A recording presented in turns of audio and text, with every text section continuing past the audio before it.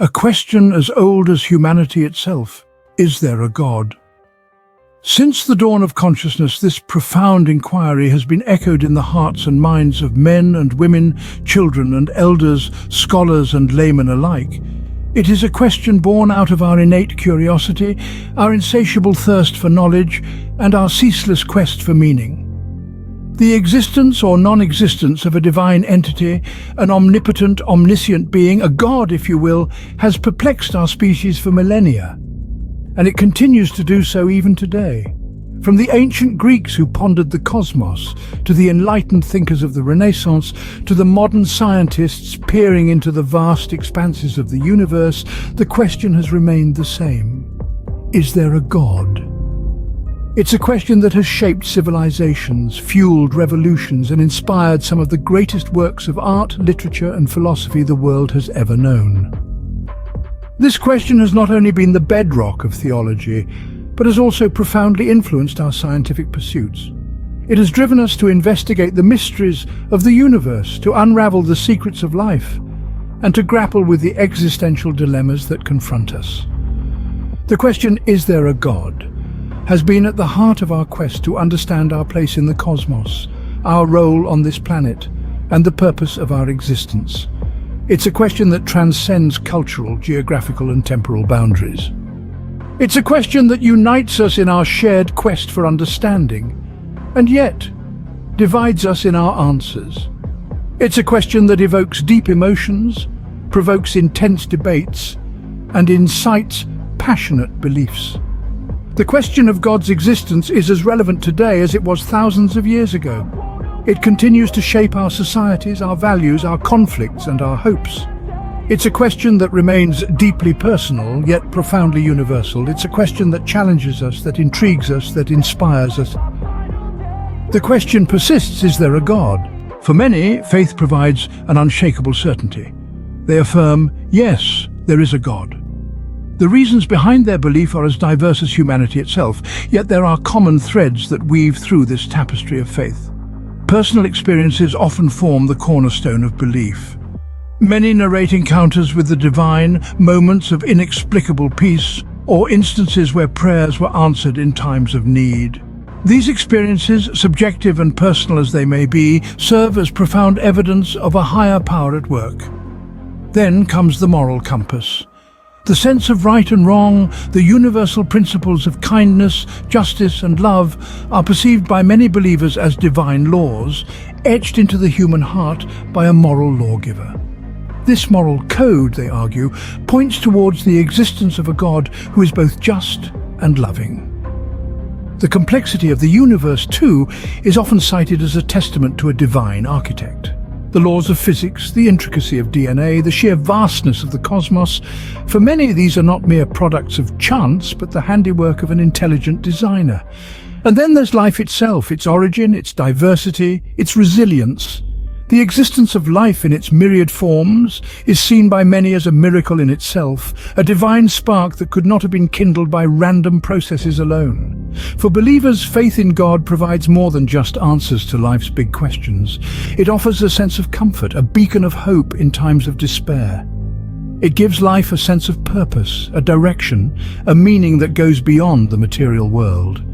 It creates a sense of community, a bond that unites people across cultures and continents under the banner of shared belief. For believers, God is a reality as tangible as the world around them. Scene script. Yet there are those who question, who doubt, who say, no, there is no God. Why do they speak thus? It's a question that demands exploration, and it's only fair we delve into the skeptic's mind. For many, the existence of God presents an unsolvable paradox, an enigma wrapped in riddles. They ask, if God is benevolent, why does evil persist in the world? They see the suffering, the cruelty, the injustices that pervade our world, and they question how a loving, omnipotent deity could allow such things to occur. Then there are those who turn to science for answers. They hold the cosmos in their palms, they peer into the depths of quantum mechanics, they unravel the mysteries of evolution, and they find no need for a divine architect. For these individuals, the universe is a grand symphony of natural laws and phenomena playing out across the vast theatre of space and time. The lack of empirical evidence also fuels the skeptics' doubt. They argue that belief in God is based on faith, not factual proof. They yearn for a tangible, definitive sign of the divine, something that can be measured, analyzed, and proven. Yet, in their search, they find only silence, only the echo of their own questions. And finally, we must consider the existence of multiple religions. Thousands of gods from different cultures, different epochs, each claiming to be the one true deity. This, the skeptics argue, creates a contradiction that cannot be easily reconciled. If there is one God, then why so many interpretations, so many conflicting doctrines? In the end, for skeptics, doubt is not a sign of weakness, but a pathway to truth. They question, they critique, they analyze. They seek to understand the world in all its complexity and ambiguity. They do not reject the concept of God out of disdain or arrogance, but out of a deep-seated desire for knowledge, for clarity. For skeptics, the absence of God is as real as the believer's faith. Caught in the middle are the agnostics, saying, "We cannot know if there is a God."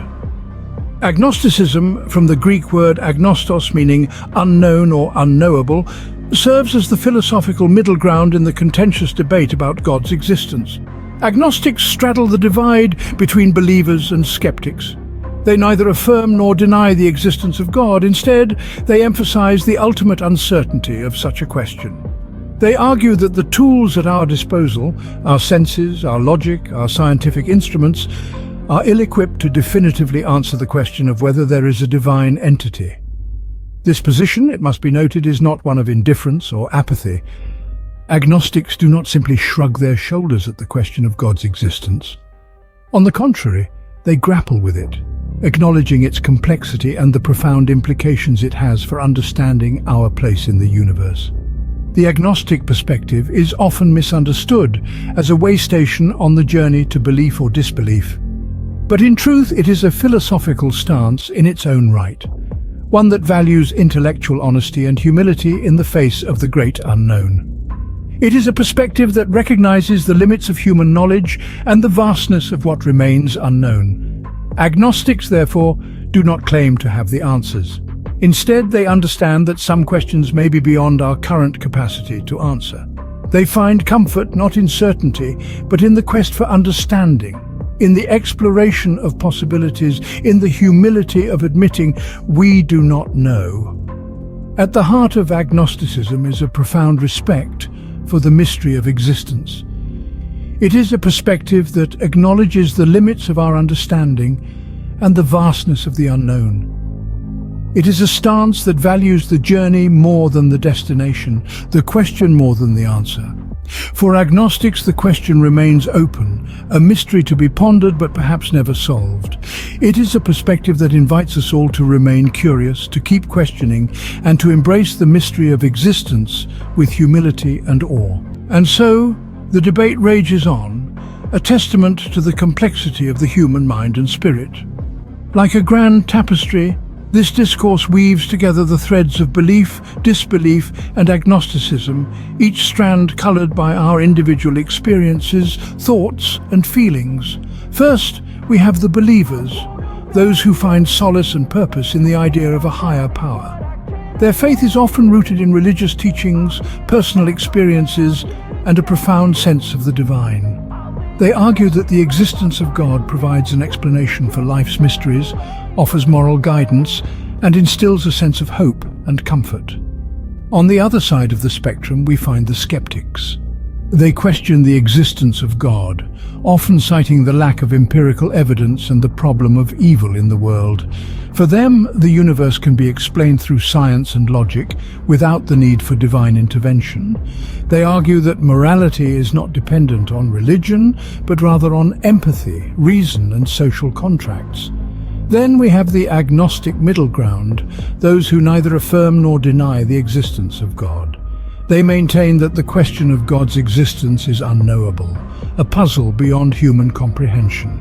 They argue that it is okay to live in uncertainty, to to embrace the mystery of existence without definitive answers. Yet no matter where we stand on the spectrum, the question of God's existence is deeply personal. It intertwines with our experiences, our hopes, our fears, our doubts. It is a reflection of our quest for meaning, our struggle with the unknown, our confrontation with mortality. Whether there is a God or not, the question continues to shape us, to challenge us, to make us human. And so we continue to ask, is there a God? It is a question that transcends time and culture, a question that invites us to ponder, to search, to grow. It is a question that, in its unending debate, continues to define the very essence of what it means to be human.